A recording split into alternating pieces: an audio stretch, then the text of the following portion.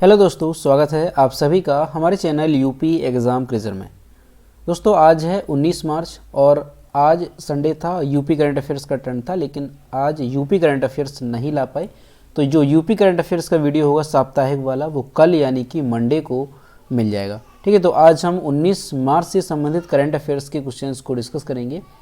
और इस वीडियो की अगर आपको PDF डाउनलोड करनी है तो इसकी PDF आप हमारे टेलीग्राम ग्रुप से डाउनलोड कर सकते हैं। टेलीग्राम ग्रुप की लिंक आपको वीडियो के डिस्क्रिप्शन में दी गई है। ठीक है, जो यूपी करंट अफेयर्स का वीडियो है वो साप्ताहिक संडे को आता है और संडे को ही आएगा।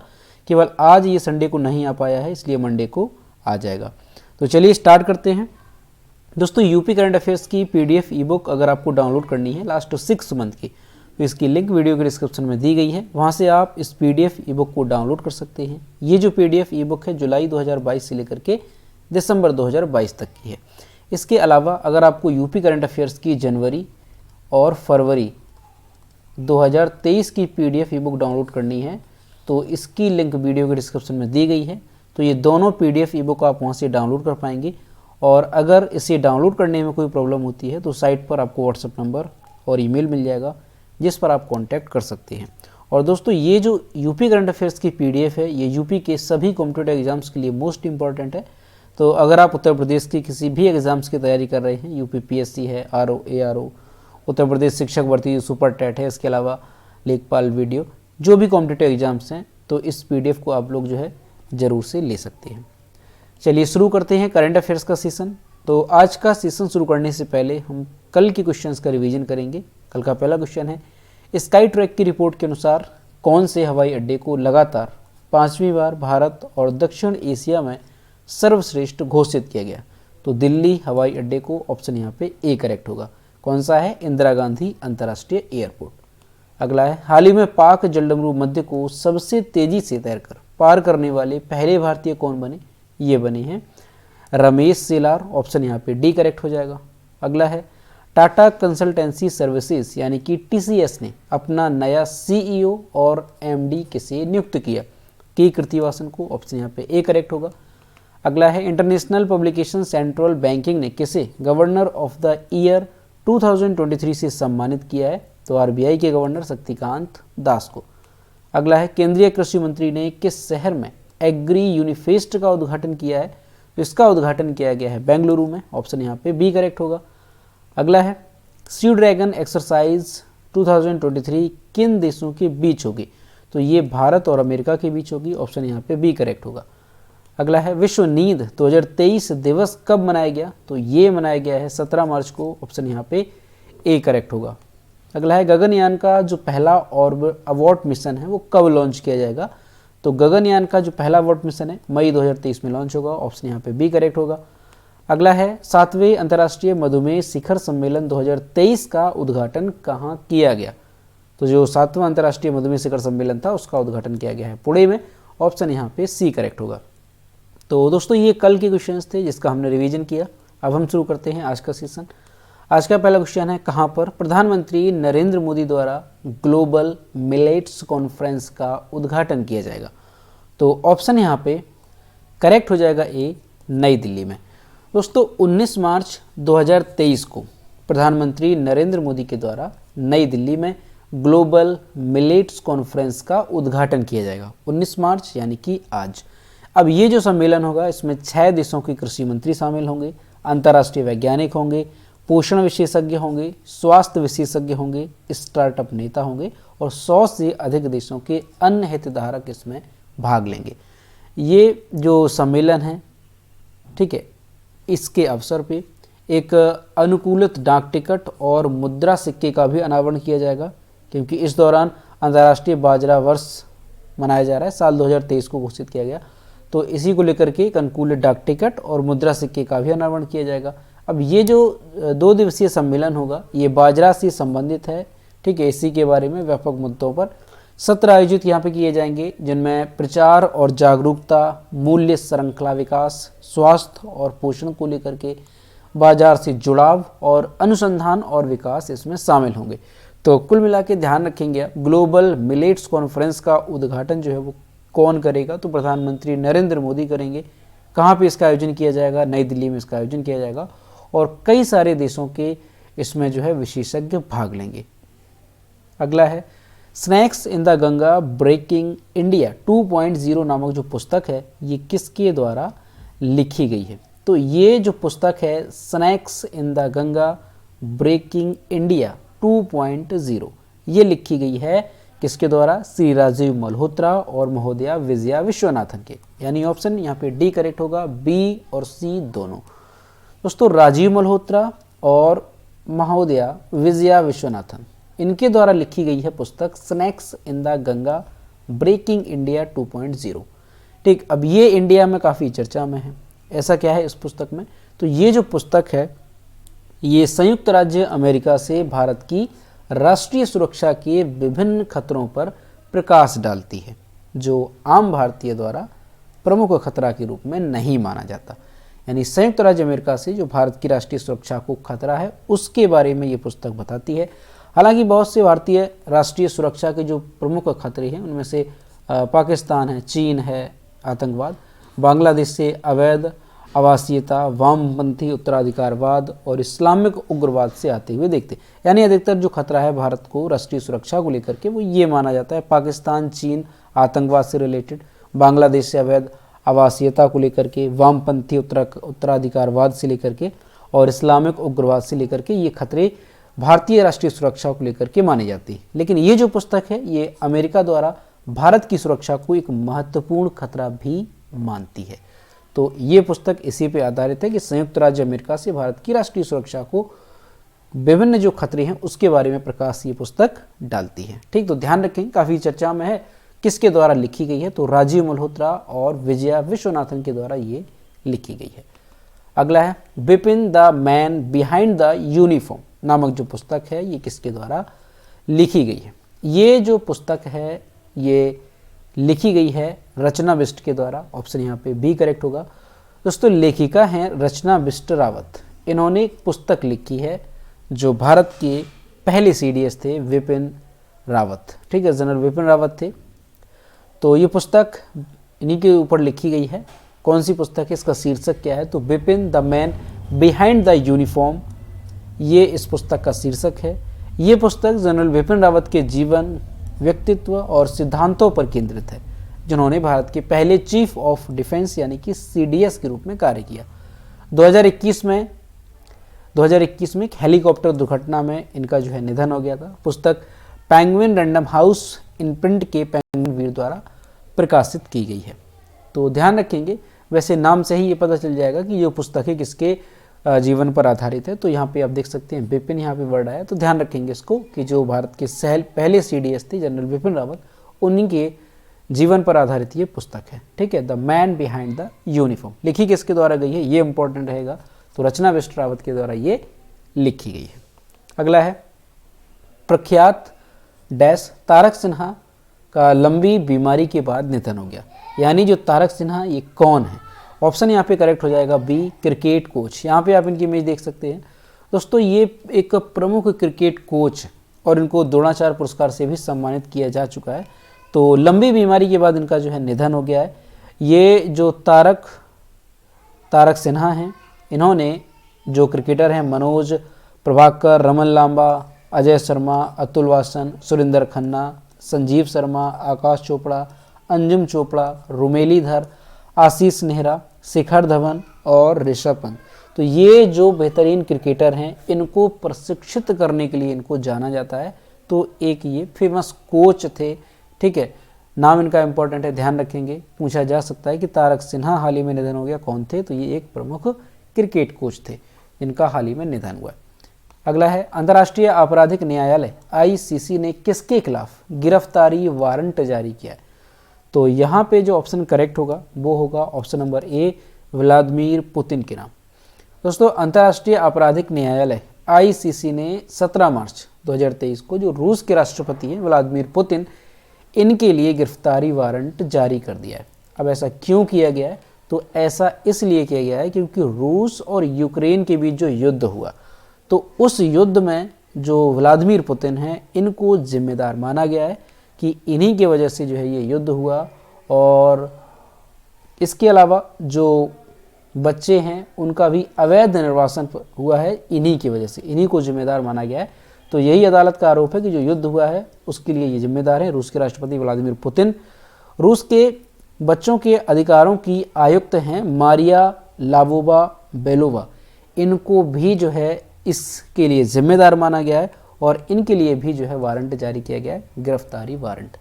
तो ध्यान रखेंगे आप, ये नाम काफ़ी चर्चा में है अभी क्योंकि रूस के राष्ट्रपति हैं, तो इनके लिए भी जो है आईसीसी के द्वारा गिरफ्तारी वारंट जारी किया गया है। ठीक, तो ध्यान रखेंगे इस बात को।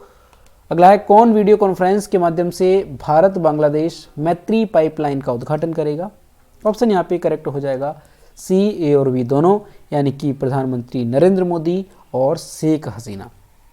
दोस्तों, प्रधानमंत्री नरेंद्र मोदी और उनके बांग्लादेशी समकक्ष यानी बांग्लादेश की भी ये प्रधानमंत्री हैं शेख हसीना, तो पीएम मोदी और जो शेख हसीना हैं इनके द्वारा वीडियो कॉन्फ्रेंस के माध्यम से भारत बांग्लादेश मैत्री पाइपलाइन का उद्घाटन किया जाएगा।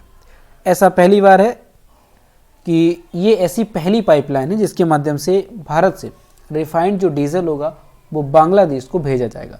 ये परियोजना भारत सरकार की अनुदान सहायता के तहत बनाई गई है।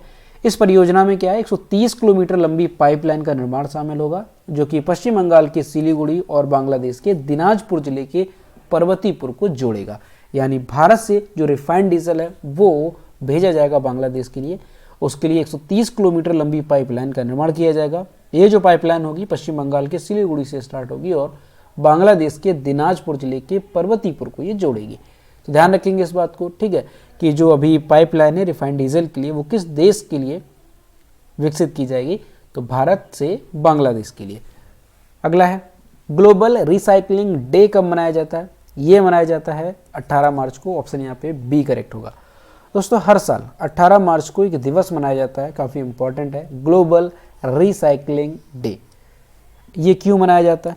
तो लोगों को पर्यावरण पर प्लास्टिक के हानिकारक प्रभावों के बारे में जागरूक किया जाता है इस दिवस पर। इस दिन का उद्देश्य होता है रिसाइकलिंग को एक महत्वपूर्ण अवधारणा के रूप में बढ़ावा देना और लोगों को संसार भर में इस कारण के बारे में जागरूकता फैलाने के लिए समारोह भी आयोजित किए जाते हैं। कुल मिलाकर के ये है कि जो रिसाइकलिंग है इसको बढ़ावा दिया जाए और संसार भर में इसी के बारे में जागरूकता बढ़ाई जाए कि जो प्लास्टिक के हानिकारक प्रभाव होते हैं पर्यावरण को, उसके बारे में लोगों को जागरूक किया जाए। यही इस दिवस का उद्देश्य होता है। ग्लोबल रिसाइकलिंग डे की थीम क्या है 2023 की, तो वो ध्यान रखना है, क्रिएटिव इनोवेशन। ये जो है इसकी थीम है ग्लोबल रिसाइकलिंग डे 2023 की। ठीक, तो ध्यान रखेंगे ग्लोबल रिसाइकलिंग डे 18 मार्च को होता है। अगला है, साल 2023 की टाइम मैगजीन की दुनिया के सर्वोत्कृष्ट स्थानों की सूची में भारत कौन सा स्थान चुना गया? तो भारत का कौन सा स्थान चुना गया है जो टाइम मैगजीन ने दुनिया के सबसे अच्छे स्थानों की सूची जारी की है? तो उसमें भारत के 2 स्थान चुने गए हैं, मयूरभंज और लद्दाख। ऑप्शन यहाँ पे सी करेक्ट हो जाएगा, ए और बी दोनों। दोस्तों, टाइम मैगजीन ने अभी जो है दुनिया के सर्वोत्तम स्थानों की सूची जारी की है साल 2023 की। अब इसमें भारत के केवल 2 स्थान शामिल हैं। ठीक, तो मोस्ट इंपॉर्टेंट क्वेश्चन हो जाएगा, ध्यान रखेंगे इस बात को। जो मयूरभंज है उड़ीसा का एक डिस्ट्रिक्ट है, इसको चुना गया है मयूरभंज क्षेत्र को। यूनियन टेरिटरी है लद्दाख। इन दोनों स्थानों को जो है चुना गया है इस सूची में। टाइम्स पत्रिका के अनुसार जो मयूरभंज जिला है ये दुर्लभ बाघों और प्राचीन मंदिरों के साथ दुनिया का सबसे महत्वपूर्ण व मनोरम स्थान बताया गया।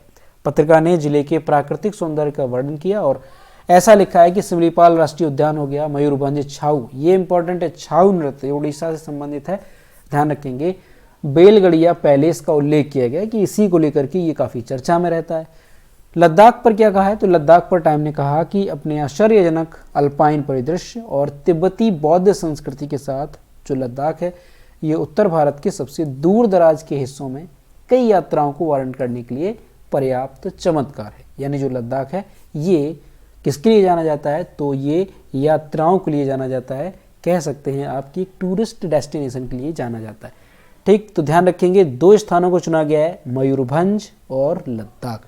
मोस्ट इंपॉर्टेंट रहेगा, ध्यान रखेंगे आप इस बात को कि जो टाइम मैगजीन है उसके द्वारा साल 2023 की सर्वोत्तम स्थानों की सूची जारी हुई, उसमें भारत के कौन कौन से जो क्षेत्र हैं वो शामिल रहे, तो 2 ही क्षेत्र हैं, मयूरभंज और लद्दाख। और वैसे अगर हम बात करें कि वैश्विक स्तर पे तो बहुत सारे क्षेत्र हैं, ठीक है। इंपॉर्टेंट यही दो है कि हमारे भारत के कौन कौन से हैं। अगला, यूक्रेन को लड़ाकू विमान उपलब्ध कराने वाला पहला नाटो देश कौन सा होगा? ऑप्शन यहाँ पे करेक्ट हो जाएगा बी, पोलैंड।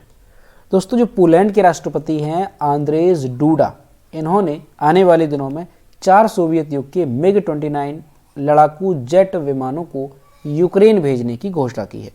और ऐसा करने वाला जो पोलैंड है, ये पहला नाटो देश बन गया है, ठीक है। यह स्थानांतरण पोलैंड को पहला उत्तरी अटलांटिक संधि संगठन यानी कि नाटो का सदस्य बना देगा जो लड़ाकू जेट विमानों को वितरित किया है, ठीक है। पहला ऐसा देश बन गया।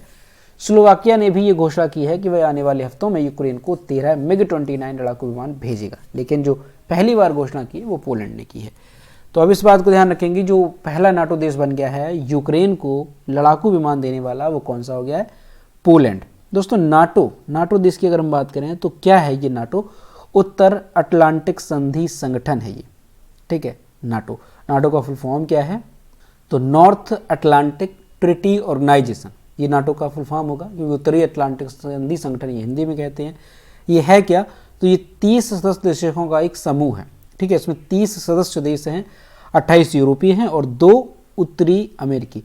तो ये चीज़ ध्यान रखेंगे, 30 सदस्य देश इसमें शामिल हैं। अगर अपने भारत की बात करें तो भारत इसका सदस्य नहीं है, क्योंकि ये उत्तरी अटलांटिक संधि संगठन है। तो इस चीज़ को ध्यान रखेंगे। यूक्रेन से आपको क्या ध्यान रखना है कि यूक्रेन की राजधानी क्या है? तो कीव यूक्रेन की राजधानी है। यहाँ के जो राष्ट्रपति हैं वो कौन है? तो वोलोदिमीर जेलेंस्की, काफ़ी चर्चा में रहे, आपको याद भी होगा।